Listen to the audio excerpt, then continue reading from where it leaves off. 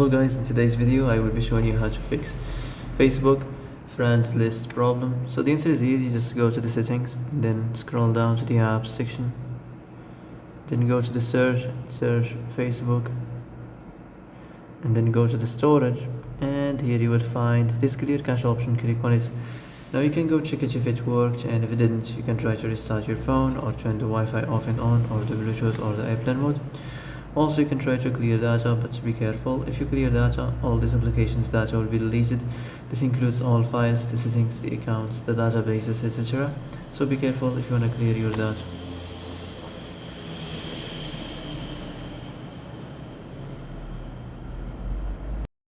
And that's it for today's video. I hope this is the answer you've been looking for. If you like this video, don't forget to like and subscribe, and see you in the next video. Thanks for watching.